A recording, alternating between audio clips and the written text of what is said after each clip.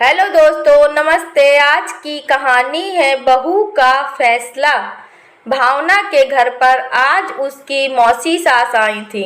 सासू माँ अभी मौसी सास को विदा करके घर के अंदर आई तो देखा बड़ी बहू भावना गुस्से में खड़ी हुई थी, जबकि छोटे बेटे बहू अपने कमरे में जा चुके थे।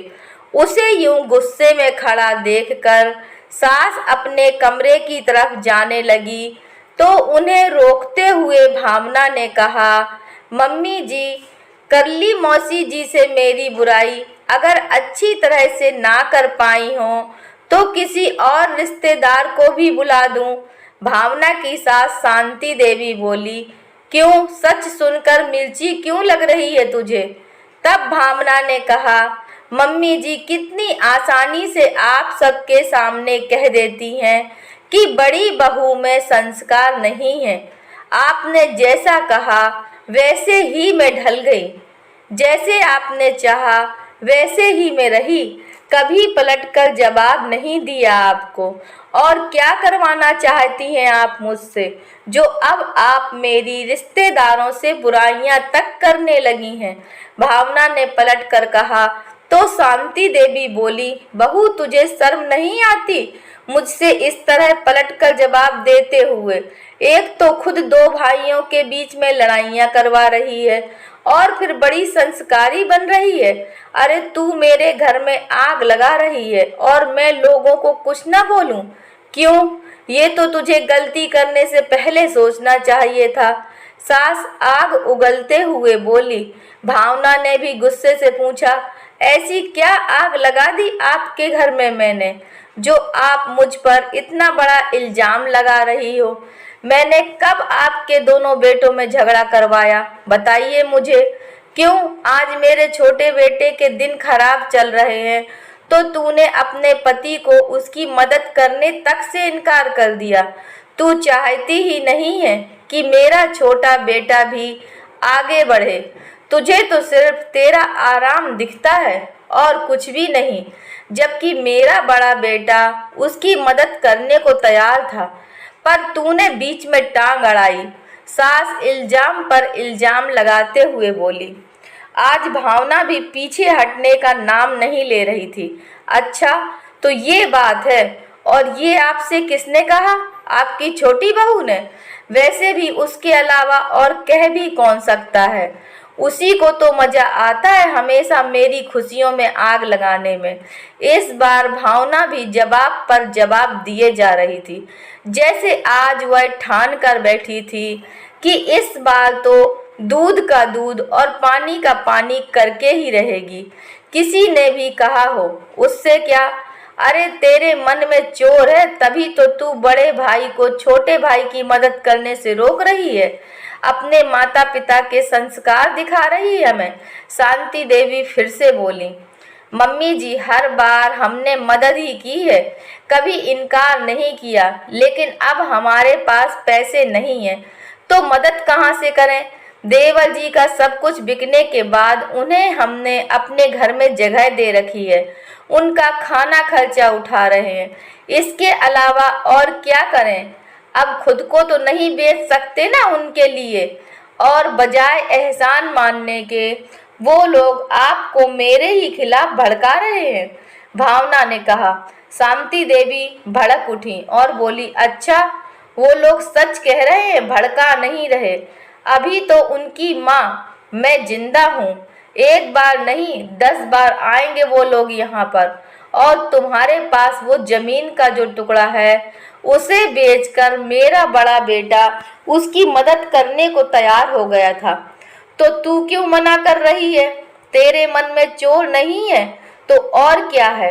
ओ, तो आपको वो जमीन का टुकड़ा दिख रहा है, उसे तो मैं कभी नहीं बेचने दूंगी। आखिर वो जमीन का टुकड़ा मेरे बच्चों के काम में आएगा। मेरे भी 2 बच्चे हैं मम्मी जी, मुझे उनका भी भविष्य सुरक्षित रखना है। कब तक ननंद और देवर पर ही हम लोग अपनी कमाई लगाते रहेंगे?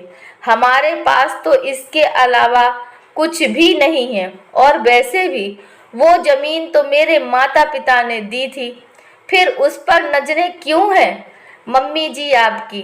अरे माना कि तेरे माता पिता ने दिया है, लेकिन मुसीबत के समय वो काम तो आ सकता है। और बहू, तेरी पहली जिम्मेदारी ससुराल के लिए है। तेरा देवर कौन सा वो पैसा लेकर भागा जा रहा है? उसका व्यापार भी तो खड़ा हो जाएगा, तो वो पैसे वापस कर देगा। भावना चिढ़कर बोली, आज तक उन्होंने कुछ वापस किया है? पहले ये तो बताइए, मेरी शादी में जो गहने आप लोगों ने चढ़ाए थे, वह सारे गहने आपने देवर जी की शादी में उसकी पत्नी को चढ़ा दिए, ये कहकर कि बाद में आधे आधे कर दूंगी। लेकिन उन दोनों ने तो वह गहने देने से ही इनकार कर दिया, ये कहकर कि वह उसका स्त्री धन है। और आपने कितनी आसानी से उसकी गलती छुपाते हुए कहा, बहू मैं तुझे नए गहने बनवा दूंगी। वह गहने तो आज तक नहीं बने, पहले उन गहनों का हिसाब तो कीजिए। भावना की बात सुनकर सासू माँ झेपते हुए अपने कमरे की तरफ जाने को मुड़ी, तो भावना ने उन्हें रोक कर कहा, एक मिनट मम्मी जी, देवर जी को बिजनेस करना है, इसके लिए आपने अपना घर बेचकर उसके 3 हिस्से किए थे, एक बड़े बेटे के लिए, दूसरा छोटे बेटे के लिए, तीसरा खुद के लिए।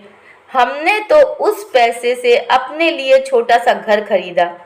हमारे लाख मना करने के बावजूद भी आपने अपना हिस्सा भी देवर जी को दे दिया। लेकिन देवर जी ने क्या किया? बिजनेस के नाम पर अपना और आपका दोनों का हिस्सा लगा दिया, और आज आपके पास भी कुछ नहीं है। हम लोग फिर भी कुछ नहीं कह रहे हैं, बल्कि आपका साथ दे रहे हैं। फिर भी आप देवर जी का साथ दे रही हो। भावना को इतना बोलते देखकर सासू माँ भौचक्की सी खड़ी थी। फिर भावना ने हाथ जोड़कर कहा, मम्मी जी, जितनी मदद हम कर सकते थे हमने कर दी, इससे ज़्यादा हमारे पास कुछ नहीं है। एक आदर्श बहू बनने के चक्कर में मैं अपने बच्चों के भविष्य को नज़रअंदाज नहीं कर सकती।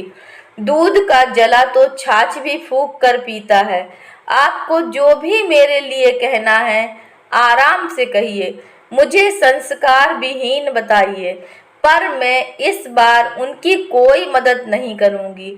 आप एक माँ हैं, इतना कुछ होने के बावजूद भी आप देवर जी की मदद करने को तैयार हैं, तो सोचिए, मैं भी एक माँ हूँ, मुझे भी मेरे बच्चों के भविष्य के बारे में सोचने का पूरा हक है।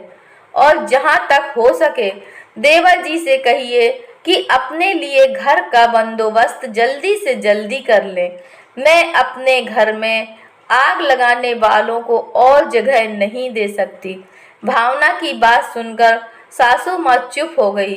कहाँ तो सोचा था कि वो इस तरह से उसकी बुराई सबके सामने करेंगी तो वह दुखी होकर जमीन का टुकड़ा बेचने को तैयार हो जाएगी, और यहाँ तो उसने बंदोबस्त ही कहीं और करने को कह दिया। अब उनको ये भी समझ में आ गया है कि इस बार वह झुकने को तैयार नहीं है, और ना ही वो इस बार गलत है। अगर ज़्यादा कुछ कहा तो वो देवर देवरानी के साथ उन्हें ही घर से बाहर का रास्ता ना दिखा दे। शांति देवी जानती थी कि वैसे भी अब बड़ा बेटा अपनी पत्नी भावना से सलाह लेकर ही काम करता है, क्योंकि उसकी पत्नी ने तो उसका हमेशा साथ दिया ही था। साथ ही अंदर कमरे में बैठे देवर देवरानी को भी ये बात अच्छे से समझ में आ गई कि अपना बंदोबस्त अब उन्हें खुद ही करना है।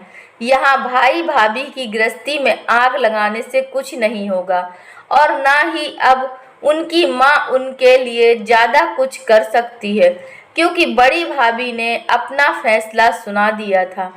दोस्तों, अगर यह कहानी आपको पसंद आई है तो कृपया लाइक कीजिए, शेयर कीजिए, और चैनल पर नए हैं तो कृपया चैनल को सब्सक्राइब कीजिए।